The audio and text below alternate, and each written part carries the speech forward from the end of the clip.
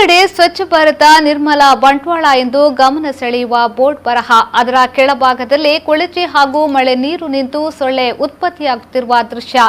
ಇದು ಇರುವುದು ಬಂಟ್ವಾಳ ತಾಲೂಕಿನ ಕೇಂದ್ರ ಸ್ಥಾನ ಬಿಸಿ ರೋಡ್ನ ಖಾಸಗಿ ಬಸ್ ನಿಲ್ದಾಣದಲ್ಲೇ. ಸ್ವಚ್ಛತೆಯ ಬಗ್ಗೆ ಜನರಿಗೆ ತಿಳಿ ಹೇಳುವ ಬಂಟ್ವಾಳ ಪುರಸಭೆ ವಾಣಿಜ್ಯ ಸಂಕೀರ್ಣದ ಮೇಲ್ಭಾಗದಲ್ಲಿ ಪುರಸಭೆಯ ಸ್ವಚ್ಛತೆಯ ಪರಿಕಲ್ಪನೆಯನ್ನ ಅಣುಕಿಸುವಂತಿದೆ ಈ ದೃಶ್ಯ. ಬಿಸಿ ರೋಡ್ನ ಬಸ್ ನಿಲ್ದಾಣದಲ್ಲಿರುವ ಪುರಸಭೆಯ ವಾಣಿಜ್ಯ ಸಂಕೀರ್ಣದ ಮೇಲ್ಭಾಗ ಸಣ್ಣ ಡಂಪಿಂಗ್ ಯಾರ್ಡ್ ಇದ್ದಂತಿದೆ. ಪ್ಲಾಸ್ಟಿಕ್ ಬಾಟಲ್ಗಳು, ಕೈಚೀಲಗಳು, ಪೈಪ್ ಮೊದಲಾದ ಗುಜರಿ ವಸ್ತುಗಳು ಇಲ್ಲಿ ರಾಶಿ ಬಿದ್ದಿದೆ. ಇದರ ಮೇಲೆ ಪಾಚಿ ಕಳೆಗಿಡಗಳು ಬೆಳೆದು ನಿಂತಿದೆ. ವಾಣಿಜ್ಯ ಸಂಕೀರ್ಣದ ಅಂಗಡಿದಾರರಿಂದ ಬಾಡಿಗೆ ಹಣ ವಸೂಲು ಮಾಡುವ ಪುರಸಭೆ ಕಟ್ಟಡದ ನಿರ್ವಹಣೆಯ ಜವಾಬ್ದಾರಿಯನ್ನ ಮರೆತು ಬಿಟ್ಟಿದೆ. ಸ್ವಚ್ಛತೆಯನ್ನ ಕಾಪಾಡುವಂತೆ ಸಾರ್ವಜನಿಕರಿಗೆ ಬೋಧಿಸುವ ಪುರಸಭೆ ತನ್ನ ವಾಣಿಜ್ಯ ಸಂಕೀರ್ಣವನ್ನ ಸ್ವಚ್ಛವಾಗಿಟ್ಟುಕೊಳ್ಳುವುದಕ್ಕೆ ಹಿಂದೇಟು ಹಾಕಿದೆ. ಇದರಿಂದಾಗಿ ವಾಣಿಜ್ಯ ಸಂಕೀರ್ಣದಲ್ಲಿ ಈ ಸ್ಥಿತಿ ನಿರ್ಮಾಣಗೊಂಡಿದೆ. ಇದೇ ಕೊಳಚೆ ತುಂಬಿರುವ ಕಟ್ಟಡದ ಅಡಿಭಾಗದಲ್ಲಿ ಹೋಟೆಲ್, ಬೇಕರಿ, ಹಣ್ಣು ಹಂಪಲುಗಳ ಅಂಗಡಿಗಳು ಕಾರ್ಯಾಚರಿಸುತ್ತಿದೆ. ಕಟ್ಟಡದ ಮೇಲ್ಭಾಗದಲ್ಲಿ ಕೊಳಚೆ ಮಳೆ ನೀರು ತುಂಬಿಕೊಂಡು ಸೊಳ್ಳೆ ಉತ್ಪಾದನಾ ತಾಣವಾಗಿ ಈ ಸ್ಥಳ ಮಾರ್ಪಾಡುಗೊಂಡಿದೆ.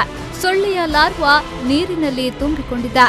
ಬಿಸಿ ರೋಡ್ನ ಪರಿಸರದ ಜನರಿಗೆ ಡೆಂಗ್ಯೂ, ಮಲೇರಿಯಾ, ಚಿಕನ್ ಗುನ್ಯಾದಂತಹ ರೋಗಗಳು ಹರಡಲು ಇದೊಂದೇ ಕಟ್ಟಡ ಸಾಕು.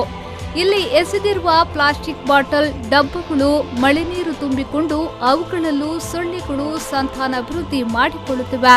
ಪುರಸಭೆಯ ವಾಣಿಜ್ಯ ಸಂಕೀರ್ಣದ ಟೆರೇಸ್ನಲ್ಲಿ ನಿಂತ ನೀರು ಹರಿದು ಹೋಗಲು ಪೈಪ್ಗಳನ್ನು ಅಳವಡಿಸಲಾಗಿದೆ. ಆದರೆ ಪೈಪ್ಗಳೆಲ್ಲ ಮುರಿದು ನೀರು ಪೈಪ್ನಲ್ಲಿ ಹರಿಯದೆ ಮೇಲಿಂದ ಕೆಳಕ್ಕೆ ಚಿಮ್ಮುತ್ತಿದೆ. ಈ ವಾಣಿಜ್ಯ ಸಂಕೀರ್ಣದ ಹಿಂಭಾಗದಲ್ಲಿ ಸಾಕಷ್ಟು ಅಂಗಡಿಗಳಿದ್ದು ಅಲ್ಲಿಗೆ ವ್ಯಾಪಾರಕ್ಕೆ ಬರುವ ಗ್ರಾಹಕರಿಗೆ ಮತ್ತು ಹಿಂಭಾಗದ ರಸ್ತೆಯ ಮೂಲಕ ನಡೆದು ಹೋಗುವ ಸಾರ್ವಜನಿಕರ ಮೇಲೂ ಈ ನೀರು ಚಿಮ್ಮಿ ಬೀಳುತ್ತಿದೆ.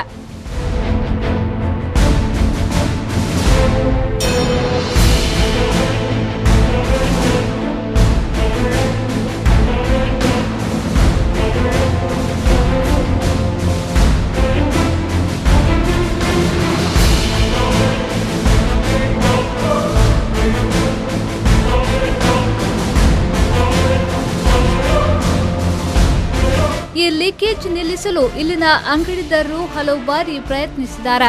ನೀರಿನ ಸೋರಿಕೆಯಿಂದ ಕಟ್ಟಡ ಗೋಡೆಯು ತೇವಗೊಳ್ಳುತ್ತಿದೆ.